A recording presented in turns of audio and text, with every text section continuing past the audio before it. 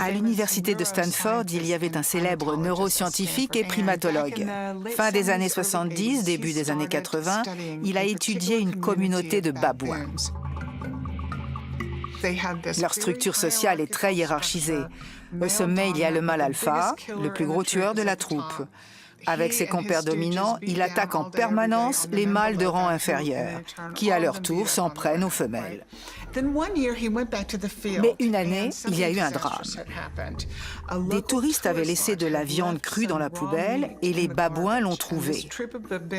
Les mâles dominants étaient si contents qu'ils ont refusé de partager avec les autres.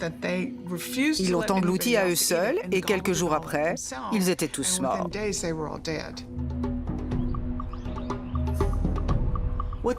Du jour au lendemain, tous les mâles agressifs avaient été éliminés, ce qui a modifié l'équilibre entre les sexes. Mâles et femelles se sont alors associés et ont créé une toute nouvelle culture.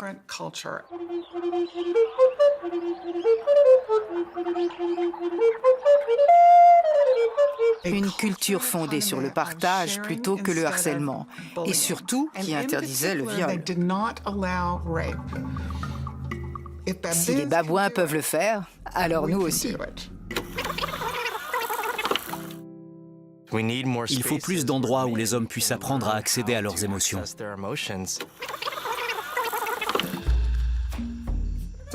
On appelle ça le patriarcat. Un mot magique, non? Vous êtes à la fois belle et intelligente.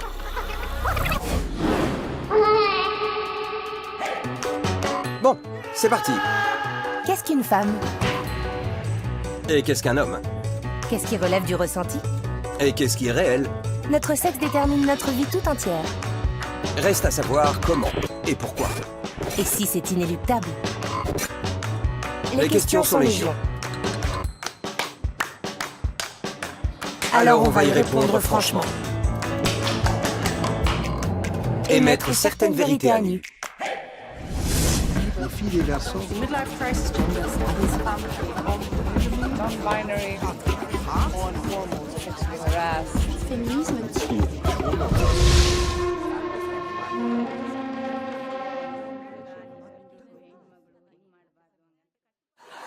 Est-ce que vous êtes féministe?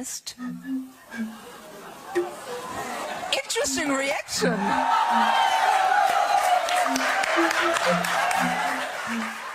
Tu es féministe? Un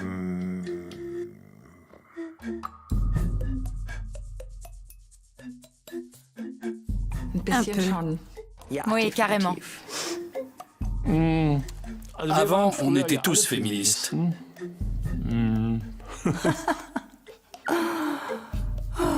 Oui, féministe, mais je ne me définis pas comme telle. Non, Pourquoi ce ton catégorique? je ne suis pas militante. Et jamais je ne rejoindrai les rangs d'une organisation. Mais je suis très sensible à la question des droits des femmes. Ce qui m'intéresse, c'est la gent féminine. Et surtout, ce qui nous différencie d'elle, évidemment.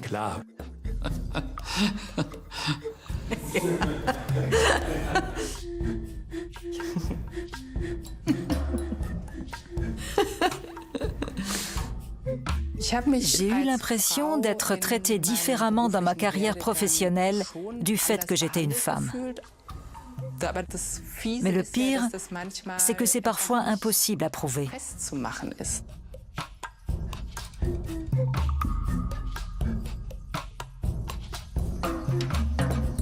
Je ne crois pas me définir comme féministe.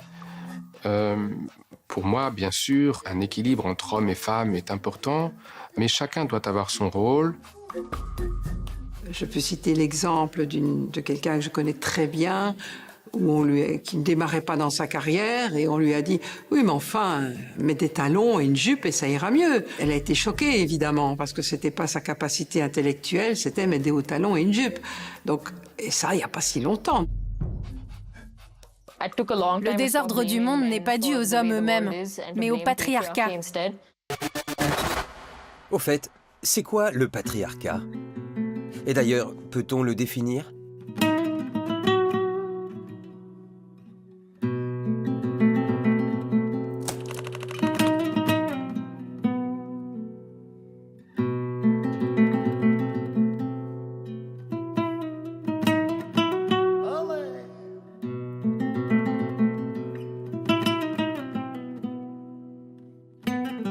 Je m'appelle Nelson Morales. Je m'appelle Charol et voici ma sœur. Bonjour, moi c'est Gabi. Je m'appelle Litsi Fuentes Marie. C'est le pays des belles filles.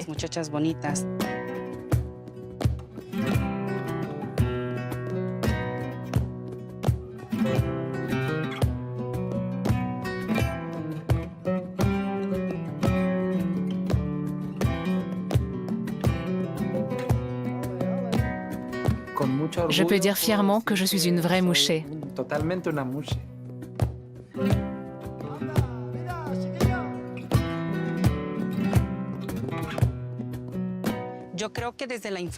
Depuis notre enfance, on avait conscience d'avoir une préférence pour le même sexe.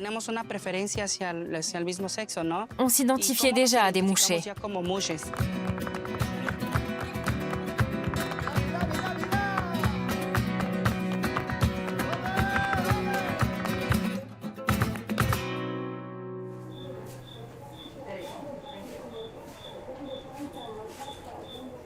Je viens de l'État d'Hidalgo, j'ai 25 ans et je suis un mouché.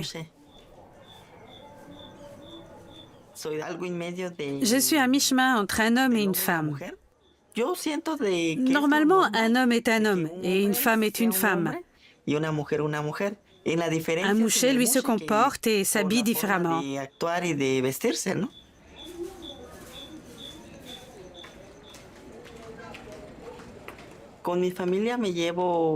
Ça se passe bien avec ma famille, heureusement. Je peux compter sur le soutien de mes parents.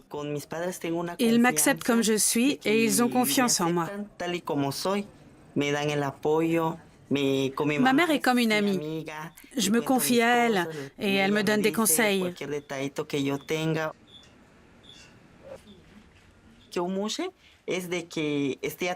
Un mouché prend soin de ses parents, s'occupe des repas, du ménage, de la lessive, de toutes les tâches domestiques. C'est une bénédiction. Mes frères vont vivre leur vie et partir avec leurs compagnes. Mes parents comptent donc sur moi.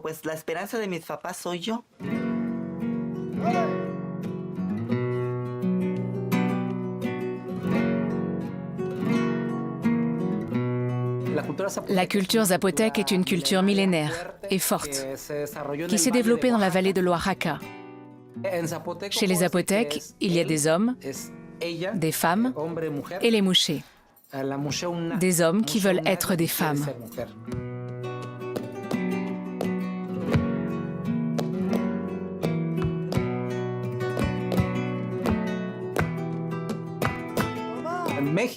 Le Mexique et toute l'Amérique latine sont des cultures machistes et misogynes.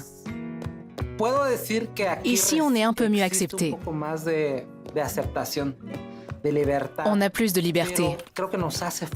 Mais il y a encore du chemin à faire pour qu'elle soit totale.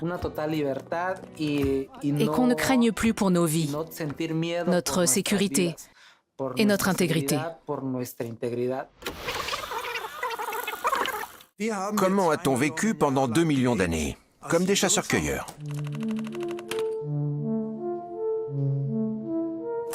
L'être humain a mené ce mode de vie durant 95 à 99% de sa présence sur Terre. Et ce n'est pas un hasard. Chasser et cueillir sont des activités d'une importance égale. Notamment parce que la chasse est très aléatoire et que souvent, on n'attrape rien. Les hommes sont donc dépendants de la nourriture collectée par les femmes. Et même si la viande c'est sympa, une famille peut très bien vivre des aliments qu'elle a récoltés. Ces deux activités sont donc complémentaires et par conséquent sur un pied d'égalité. Donc, nous avons vécu de manière égalitaire durant 2 millions d'années. Difficile à croire. Mais alors, qui est venu nous mettre le patriarcat dans les pattes ?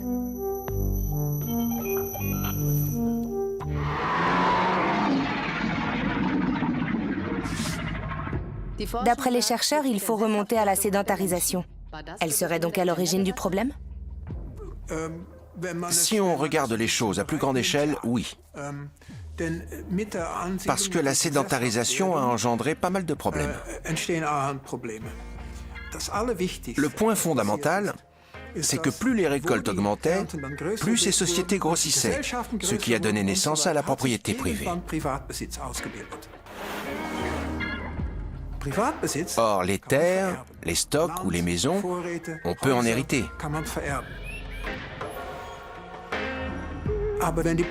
Quand la population s'accroît, la cohabitation se complique dans les communautés sédentaires et génère des conflits. Bien plus que parmi les chasseurs-cueilleurs nomades, qui ne se retrouvent jamais au même endroit.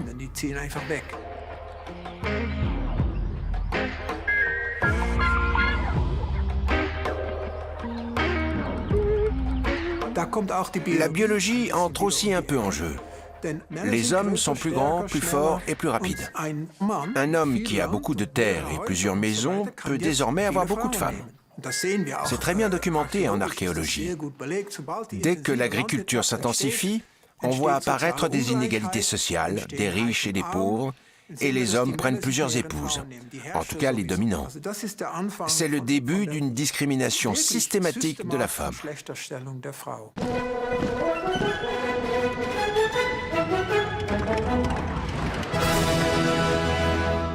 Le patriarcat est ancestral.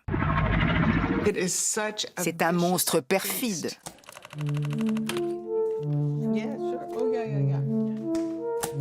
Je continue? Ok. Les chimpanzés et les bonobos sont deux espèces aussi proches de nous l'une que l'autre, et presque identiques génétiquement. Mais ils sont complètement différents. Les chimpanzés sont dominés par les mâles et les bonobos par les femelles. Il est donc presque impossible de déterminer ce qui est naturel. L'explication la plus probable semble être qu'au fil du temps, on a favorisé une domination des mâles en sélectionnant la violence. Si des mâles violents ont davantage accès aux femelles que les mâles non violents, alors la violence s'inscrit dans le pool génétique. Donc, si les femmes n'acceptaient plus que les hommes gentils, les mâles alpha agressifs disparaîtraient? Jusqu'à présent, ça n'a pas vraiment fonctionné.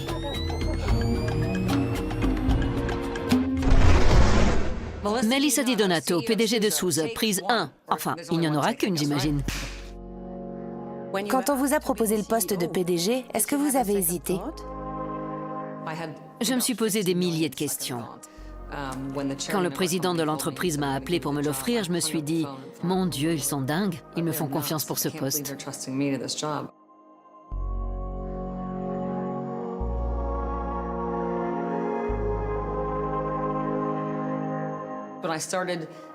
Pour mon premier jour à la tête de SUSE, je suis venue avec une queue de cheval et un t-shirt, parce que je voulais que les gens m'acceptent pour mes compétences et non pour mon apparence.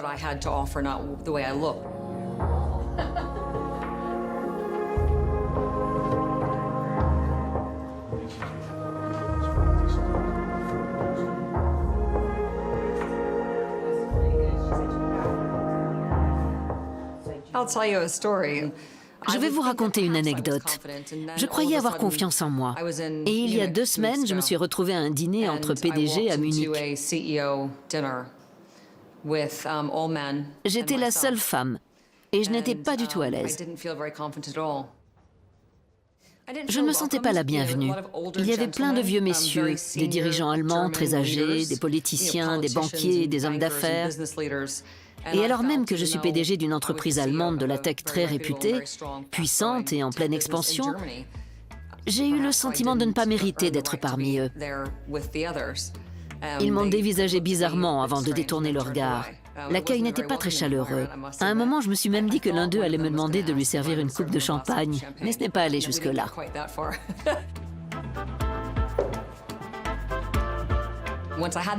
Quand j'ai eu l'occasion de leur parler, j'ai ressenti le besoin de leur montrer de quoi j'étais capable et que je n'étais pas là sans raison, que je méritais ma place à cette table.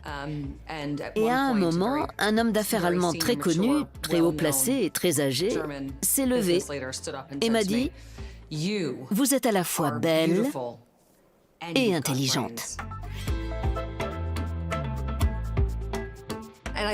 Je ne savais pas du tout comment réagir, d'autant que c'était devant tout le monde, donc c'était humiliant. Est-ce qu'on s'habitue un jour à être ridiculisé en public?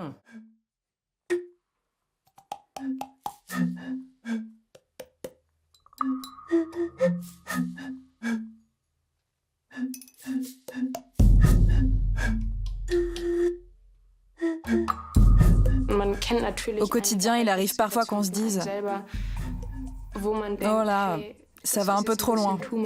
Qu'est-ce que tu veux dire par là? Quand un homme nous fixe dans la rue ou qu'il regarde certaines parties de notre corps. Et je me promènerai jamais seule dans la rue la nuit parce que je sais que ça comporte un certain risque. J'ai jamais eu de problème à remettre les hommes à leur place. Jamais. Quand je me balade en mini-jupe, il arrive qu'un automobiliste s'arrête pour me demander s'il peut me conduire quelque part. Pour aller où? Me faire violer? Qu'est-ce que tu veux? Dégage, oui. Non mais franchement, parfois ça fait vraiment peur. C'est une manière de montrer son pouvoir. Je suis plus puissant que toi parce que je peux te faire peur. J'aurais déjà oublié la seconde d'après alors que toi, tu vas ressasser ça toute la journée. Quand j'entends certaines histoires qu'ont vécues des femmes, je reste sans voix. Mais ça ne m'est jamais arrivé. Je connais aucune femme qui n'ait pas vécu ça. Et ça m'est aussi arrivé. Mon patron de l'époque voulait me montrer quelque chose dans son bureau. Il m'a ploté et j'ai pris la porte. Quand je le recroise aujourd'hui, j'arrive seulement à dire bonjour et je poursuis mon chemin. Je ne veux plus rien avoir à faire avec lui. Si c'était quelqu'un par qui j'aurais envie de me faire ploter, je le laisserais faire. Mais c'est moi qui décide s'il doit enlever sa main ou s'il peut la laisser. On entend majoritairement la voix des hommes. Et pour une fois que la parole est donnée aux femmes, ils ramènent tout à eux en se victimisant. Ils disent que ça ternit leur carrière, qu'ils sont tristes parce qu'ils ne savent plus comment flirter, ou ce qui est encore permis. Mais quel problème mineur comparé à ceux que rencontrent les femmes.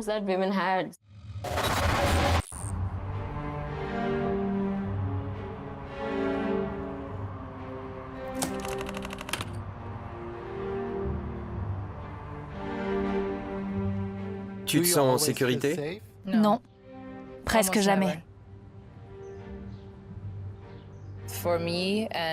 Pour moi, comme pour trop de femmes, être une fille signifie qu'on m'a volé mon corps, ma sécurité et ma liberté à la seconde où je suis née.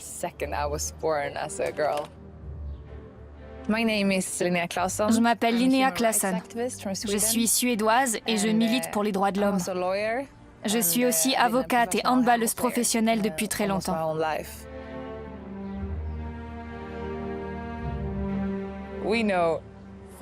On savait que les femmes étaient victimes d'agressions et de violences sexuelles, bien avant MeToo.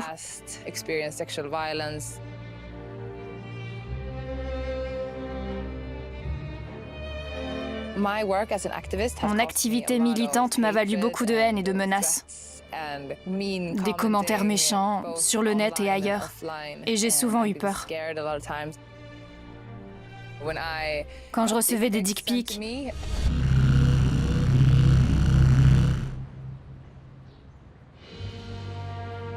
je l'ai transféré à la mère du type où je l'ai publié sur son mur Facebook. J'écrivais une lettre à son père pour qu'il prenne ses responsabilités.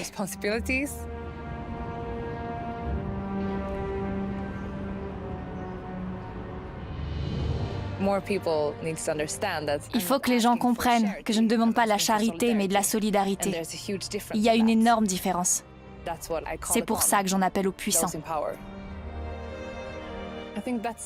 C'est un débat intéressant, mais le sujet est explosif. J'ai l'impression que quoi que je dise, ça va mettre le feu aux poudres.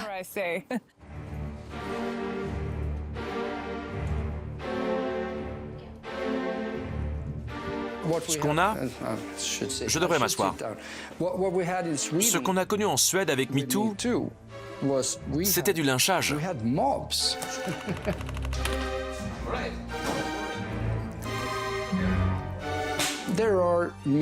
Certains hommes sont des idiots. J'en conviens totalement. Beaucoup se comportent même comme des salauds de première. Mais ils ne représentent que 3% de la population. Ou peut-être 5. Bon, si je suis vraiment de bonne humeur, disons 10.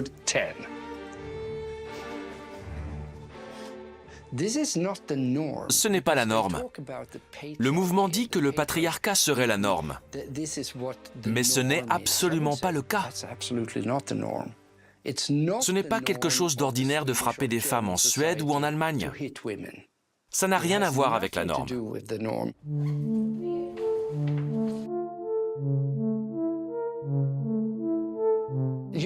On est présumé innocent jusqu'à preuve du contraire. MeToo est un mouvement hédoniste et tribal qui veut changer ça. Et ça ne me plaît pas. Ok, mais c'est pas vraiment le sujet. Quand on parle de sexisme, on parle très souvent d'agression sexuelle, alors que c'est bien plus que ça. Ce qui me touche le plus, c'est quand on remet en question mes compétences. J'y vais ? Le débat ouvert par MeToo est d'une importance capitale. Auparavant, on parlait à peine des violences sexuelles. Oui, bon, c'est très grave, mais c'est vraiment exceptionnel, ça n'arrive jamais. Le débat a braqué le projecteur sur ces zones grises. Même si ces affaires ne peuvent pas toujours être portées devant la justice, elles ont le mérite de pointer ce qui est gênant et de poser la question de ce qu'on peut faire collectivement pour y remédier, de mettre tout simplement en lumière ce qui était caché.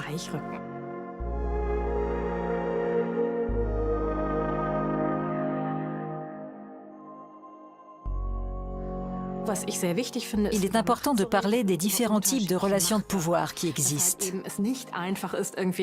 C'est plus difficile de dire non à son patron qu'à quelqu'un dans la rue.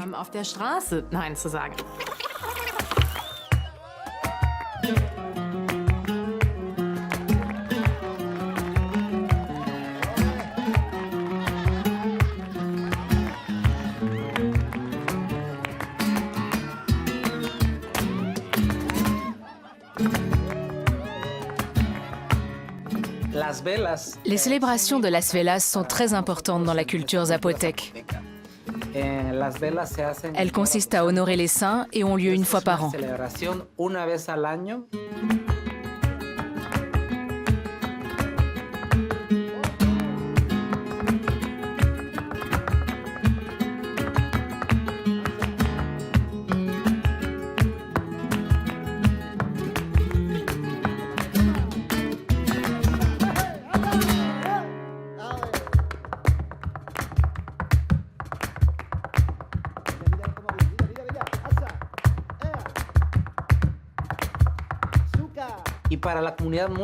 C'est un grand moment pour les mouchées, qui peuvent briller, se montrer comme elles sont devant les autres, danser et être admirées par tout le village.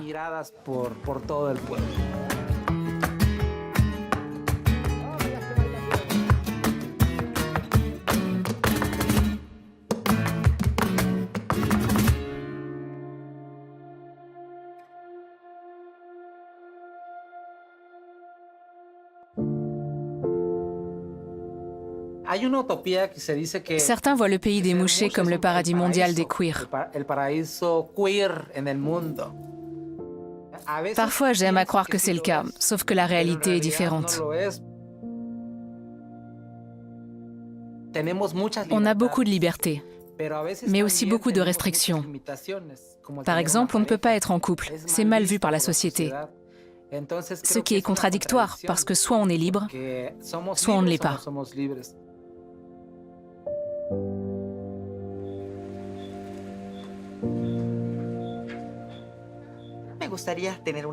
J'aimerais bien avoir un compagnon. J'ai eu 2 occasions, mais je ne les ai pas saisies, parce que je suis un moucher. Parfois, je me dis que si déjà les femmes se font maltraiter, un moucher qui sort avec un homme risque encore davantage de l'être.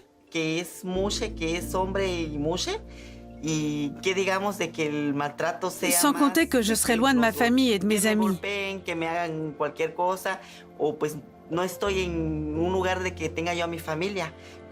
J'aimerais être en couple, avoir une vie privée en dehors de la maison.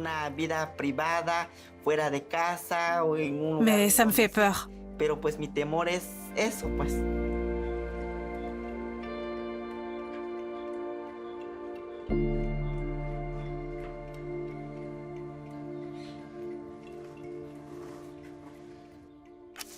D'où les hommes tirent-ils un tel pouvoir? De la violence, de la loi, du capital? Ah, et puis il y a l'Église aussi.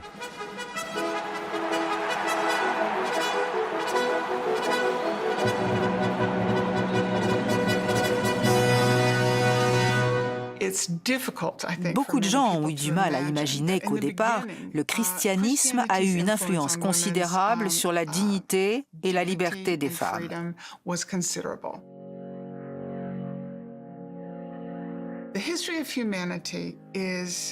L'histoire de l'humanité est marquée par la polygamie et les mariages forcés. Le christianisme a lutté contre ça. Dans les évangiles, il est écrit que les femmes ne peuvent pas être mariées sans leur consentement et que les hommes ne peuvent pas être polygames. Pour la première fois, les femmes étaient considérées comme des personnes à part entière, comme des partenaires, et non comme des esclaves domestiques. Une minute. Est-ce qu'on a bien entendu? L'Église semble pourtant tout sauf accueillante envers les femmes. Qu'est-ce qui a dérapé alors? La Genèse reflète une réalité qui existait déjà à l'époque. Qui a touché au fruit défendu? Et qu'a dit l'homme? Qu'il avait simplement écouté la femme. C'est donc elle qui est responsable du péché originel. C'est une histoire, une allégorie. Sauf que les gens se sont dit, ça devait être comme ça, puisque vous voyez bien, la femme est inférieure. Ils étaient culturellement aveugles. Ils ne savaient pas qu'avant, c'était totalement différent. Conséquence, cette position inférieure de la femme a une justification divine. Elle ne peut plus être remise en question.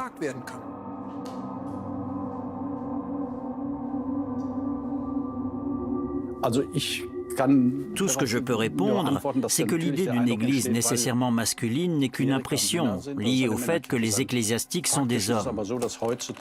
En réalité, grâce à Dieu, les femmes occupent aujourd'hui des postes de direction. À l'ordinariat, elles représentent la moitié du personnel administratif et ont des positions clés. Nos écoles et nos universités sont en majorité dirigées par des femmes. Les choses ne sont donc pas telles qu'on le croit. Ce qui m'inquiète plutôt dans les paroisses, c'est de voir que les hommes ont tendance à se retirer alors que les femmes assument leurs responsabilités et se dispensent d'eux parfois. Mais le chef, c'est l'homme. C'est une impression de l'extérieur. Et elle est fondée, je ne vais pas le nier. Ça m'énerve vraiment. C'est une chose à laquelle je n'aime pas trop penser, parce que ça me fait diablement sortir de mes gonds, si j'ose dire.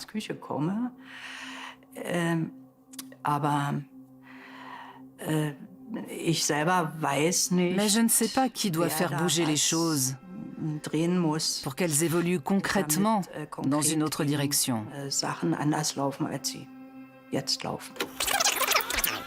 Le patriarcat est ancestral.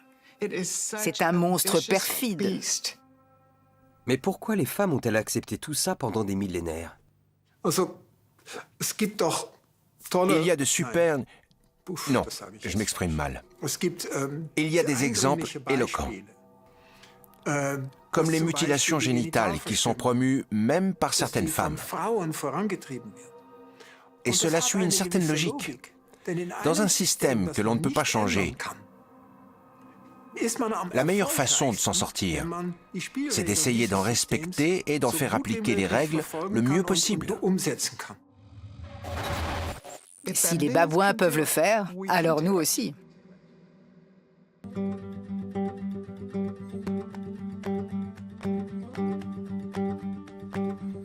Au Japon, il arrive souvent que des écolières se fassent aborder ou entraîner de force dans une voiture par des hommes inconnus.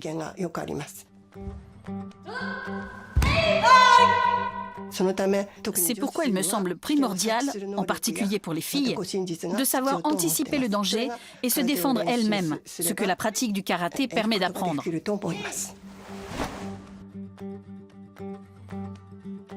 Les arts martiaux sont une question de vie ou de mort. Je m'appelle Hiromi Ishiki. Je fais du karaté depuis environ 42 ans.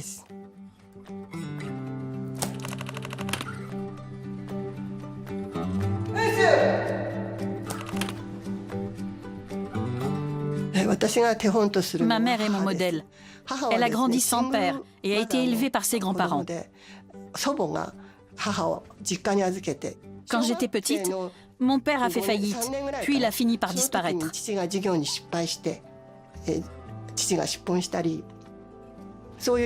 Ma mère a alors ouvert un restaurant pour subvenir toute seule aux besoins de notre famille de 6. Elle a tenu le restaurant pendant 36 ans. Elle a pris soin de nous et a remboursé toutes les dettes de mon père. C'était une grande femme d'affaires, donc je prends exemple sur elle. J'ai vite réalisé qu'on ne pouvait pas faire confiance aux hommes, pas même à son propre mari. Et j'ai toujours voulu être financièrement indépendante, ce qui est le cas aujourd'hui.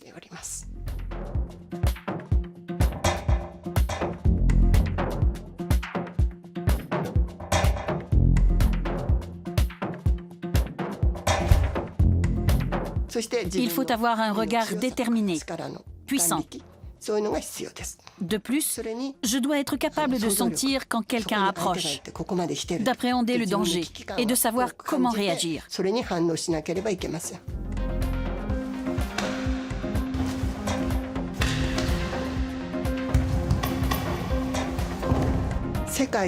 Le Japon est classé 120e sur 156 pays dans le Global Gender Gap Report, ce que je trouve extrêmement dommage.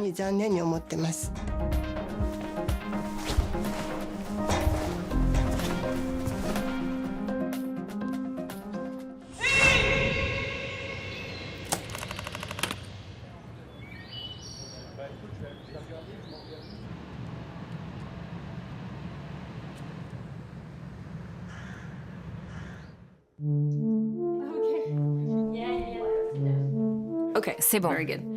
Le Forum économique mondial publie chaque année un rapport mondial sur l'écart entre les genres.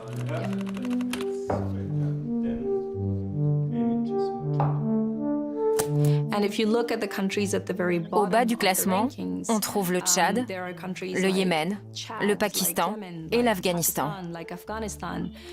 Ce sont tous des pays dans lesquels les femmes et les filles font face à de l'insécurité au niveau économique, physique, sanitaire et éducatif. Tout dépend donc d'où on se trouve. La France est à la 16e place, derrière l'Allemagne, qui est en 11e position. Pourtant, beaucoup de choses ont changé déjà. Autre élément frappant, en Islande, première du classement, les femmes ne gagnent que 14% de moins que les hommes. L'investissement dans l'éducation des femmes au cours des années 1980 et 1990 porte aujourd'hui ses fruits. Beaucoup plus de femmes hautement qualifiées entrent sur le marché du travail. Et surprise, le Rwanda est 7e du classement.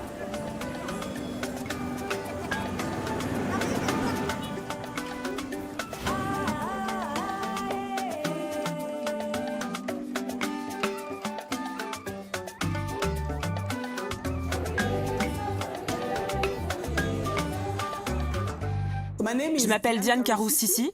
Je suis PDG de Bank of Kigali, une grande banque commerciale du Rwanda.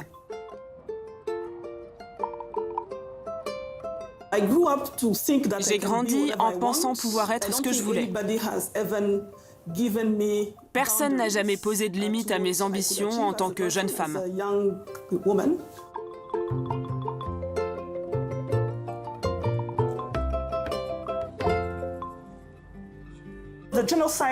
Le génocide des Tutsis a eu lieu en 1994.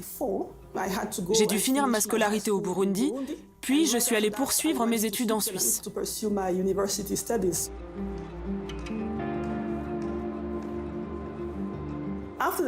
Après le génocide, il y a eu un processus de réconciliation. Il a fallu reconstruire le pays, le transformer et faire repartir l'économie. Les femmes devaient participer à cet effort général. Mais elles partaient avec un handicap, parce qu'elles étaient traumatisées par les hommes après toutes les atrocités qui avaient été commises.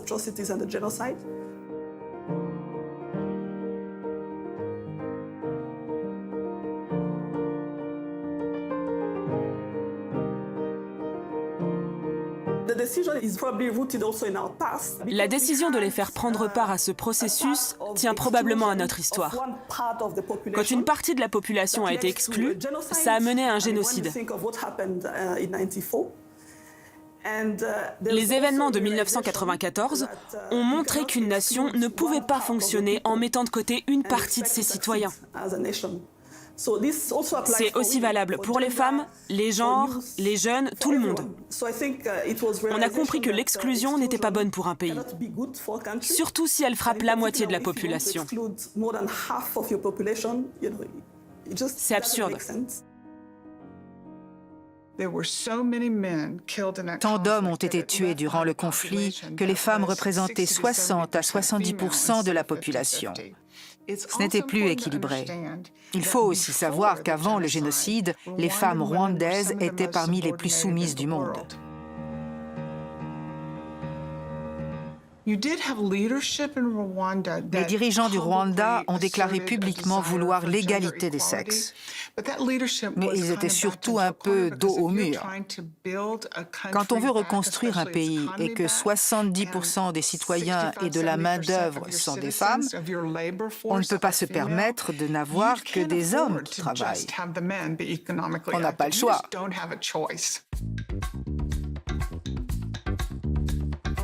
Je m'appelle Kevin Kadjiri Mpundu, j'ai 29 ans et je suis la cofondatrice de Uzuri Kayanwai. C'est une marque africaine de chaussures éco-responsables, établie au Rwanda.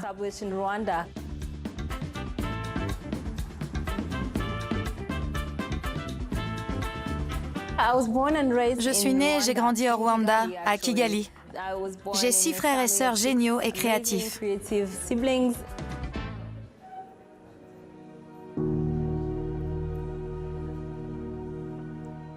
Malheureusement, mes parents sont morts en 1994. Ça m'a marquée. On a dû appréhender ce qui s'était passé. Quand on est jeune, on ne comprend pas. Il nous a fallu des années.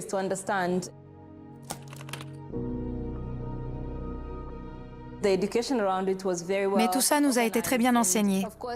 Non seulement on nous a raconté ce qui s'était vraiment passé, mais on nous a aussi appris à aller de l'avant, vers une société meilleure.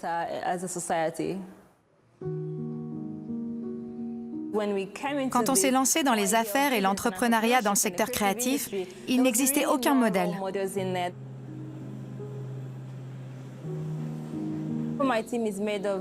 Mon équipe se compose à 90% de femmes. On crée un espace dans lequel elles peuvent explorer leur créativité, prendre les choses en main et inventer elles-mêmes des solutions dans un domaine particulier.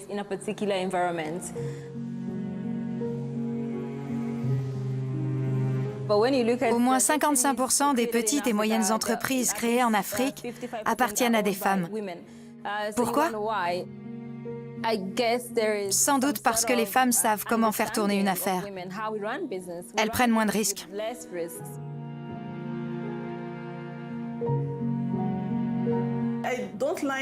Je me considère non pas comme une femme PDG, mais comme une PDG tout court. À ma place, quelqu'un d'autre conduirait probablement les choses différemment.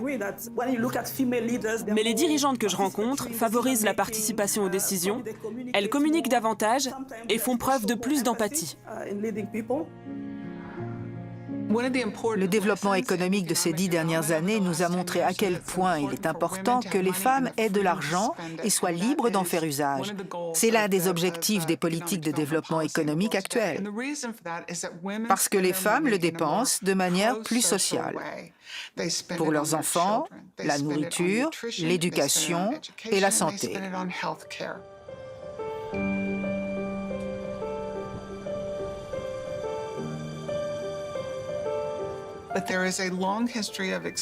Longtemps, les femmes n'ont pas eu le droit d'avoir du capital, et ça se ressent encore aujourd'hui. Pratiquement partout dans le monde, il leur était interdit de posséder des terres, et ce depuis des millénaires. Ça n'a changé en Europe que depuis un siècle et demi. On peut se dire que ça fait un moment. Sauf qu'en Allemagne, par exemple, seuls 8% des propriétaires fonciers sont des femmes. C'est un héritage direct de ce passé. Je ne crois pas qu'on n'est rien sans un homme. Au contraire, un homme peut parfois être une entrave. Pourtant, je doute toujours. Est-ce que je suis compétente pour mon travail? Est-ce que je suis faite pour ça? C'est un sentiment partagé par beaucoup de femmes. Les femmes ont-elles besoin de plus de pouvoir? C'est une question difficile à laquelle il est presque impossible de répondre. Je crois qu'au cours de l'histoire, de nombreuses décisions politiques cruciales ont été prises le soir dans le lit conjugal des présidents.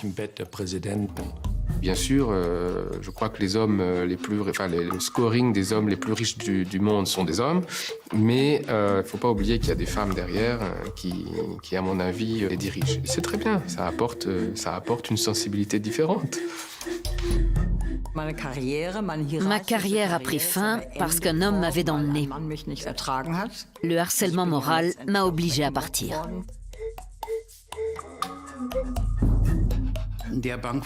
Dans la banque où je travaillais, il y avait énormément de femmes à des postes de direction. Et elles étaient bien plus dominatrices et bien plus dures. Je suppose qu'elles voulaient faire leurs preuves, qu'elles le devaient peut-être même. Est-ce qu'il existe une masculinité toxique? Oui, bien sûr, mais aussi une féminité toxique. Il n'y a pas une gent masculine méchante qui pourrit la vie d'une gent féminine purement innocente. Les femmes peuvent être aussi malveillantes, intrigantes et malfaisantes que les hommes, voire aussi violentes qu'eux.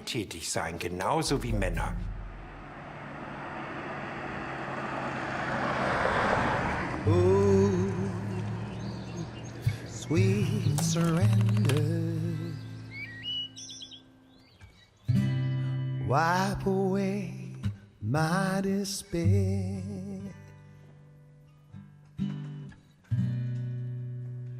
Grace me with another day.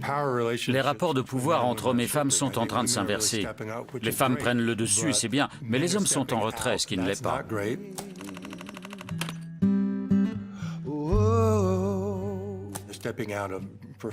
Ils baissent les bras dans leur emploi, leur couple, ne veulent plus avoir d'enfants parce qu'ils ne savent plus comment s'y prendre. Un homme n'entreprend rien s'il pense ne pas réussir.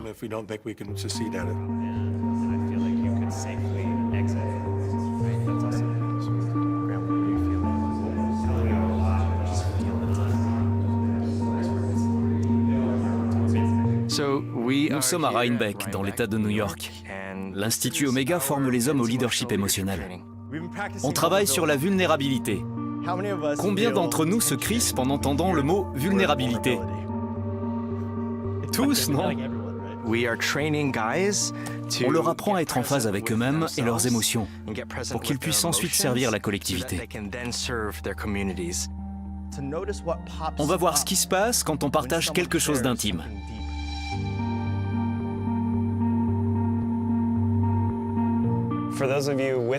Pour ceux d'entre vous qui sont en couple, La vulnérabilité affirmée, c'est cette capacité de dire, quand votre partenaire vous engueule ou pique une crise, « Bon, je vois que tu es vraiment énervé, mais ce que tu dis est vraiment blessant. »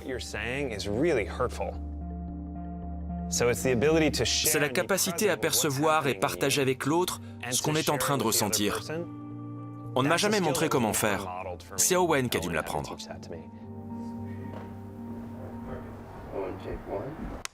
Le mouvement MeToo a mis en lumière l'inégalité de traitement des femmes et, indirectement, les difficultés que rencontrent les hommes. L'un des plus grands avocats de New York, qui représente des dirigeants d'entreprises poursuivis pour harcèlement sexuel, m'a contacté pour me dire « Je veux leur éviter la prison ». La plupart du temps, ils ne se rendaient pas compte.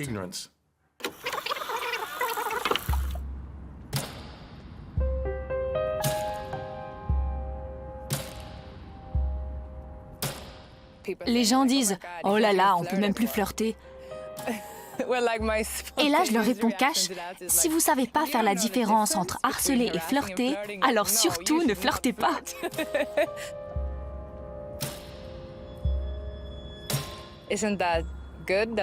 C'est super qu'on parle de ça. Si vous avez un doute, demandez. Et si vous blessez quelqu'un, excusez-vous. Exprimez vos intentions. C'est bien joli, mais qu'est-ce que ça veut dire? On ne peut plus rien faire? Que la police va débarquer? Évidemment que non. Faire un compliment à quelqu'un est aussi une sorte de pommade pour faciliter les relations sociales. Alors quand on vous répond que c'est sexiste, le contact est rompu et c'est toujours douloureux. I can't remember when I've had a better time. Maybe this'll make up for it. Let me go! Ça ne veut pas dire que les hommes doivent prendre sur eux. Mais il faut parler de liberté sexuelle et du fait qu'il est difficile de parvenir à un consensus. Notre société ne nous apprend pas à en trouver. On voudrait être sur la même longueur d'onde, sauf que quand on n'est pas d'accord, on n'a pas les outils pour l'exprimer. Parce qu'on n'est pas une société du consensus. On est une société du compromis. Quand deux personnes ne veulent pas la même chose, elles ont tendance à s'entendre sur le plus petit dénominateur commun. Mais donc, si j'ai envie de faire l'amour avec vous et vous non, le compromis serait de faire seulement un peu l'amour. C'est absurde. La sexualité est aussi synonyme de franchissement des limites. On doit expérimenter des choses pour savoir si elles nous plaisent ou pas. Et si l'expérience est mauvaise, tant pis, on arrête et on fait autre chose. On n'en meurt pas, bien au contraire, ça nous fait grandir.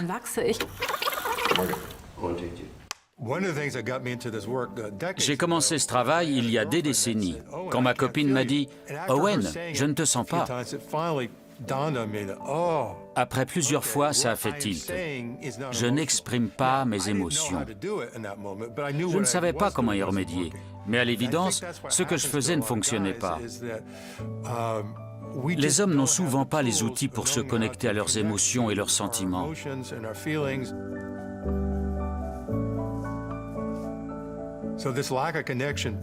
Ça pèse surtout sur nos relations amoureuses. On n'est pas en phase. Voilà pourquoi de nombreux couples échouent.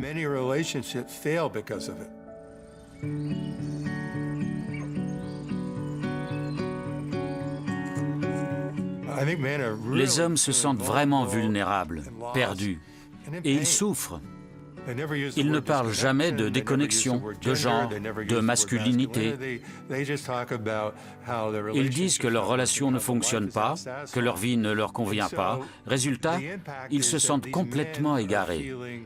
Et c'est un phénomène systémique.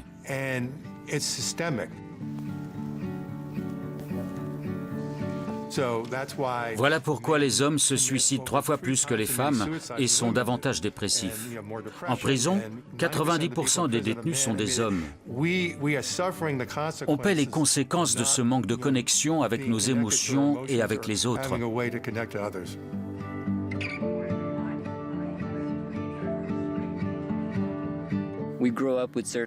On grandit avec une certaine idée de la manière dont on doit se comporter entre hommes.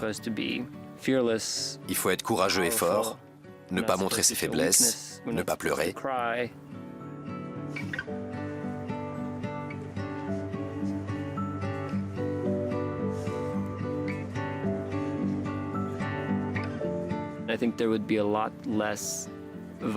Il y aurait beaucoup moins de violence et de douleur si les hommes étaient prêts à accueillir ce qui se passe dans leur cœur et pas seulement dans leur tête.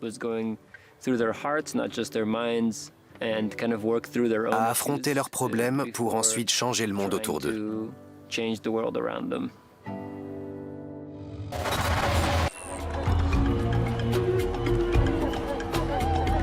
La solution? L'indépendance financière des femmes. Et une masculinité apaisée pour les hommes. Ça aurait de l'effet, et ça effraierait les gens au pouvoir. Ce serait amusant. Et le plus génial, c'est qu'il existe une solution biologique. Vieillir.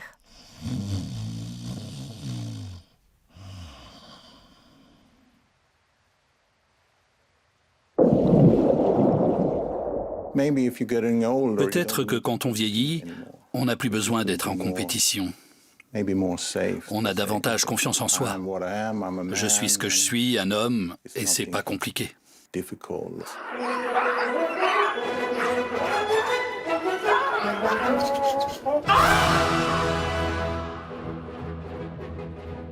Avant, les femmes n'étaient pas autorisées à travailler. Par exemple, tu n'aurais pas eu le droit de nous interviewer. Et la dame du son n'aurait pas pu tendre la perche. Aujourd'hui, il y a l'égalité des droits. Les garçons peuvent aussi coudre, tricoter, s'occuper des enfants ou tresser des paniers. Elles devraient avoir les mêmes droits. Il ne faudrait pas que les garçons soient les seuls à pouvoir diriger, et pas les filles. Parce qu'on n'y peut rien en fait si on est un garçon ou une fille.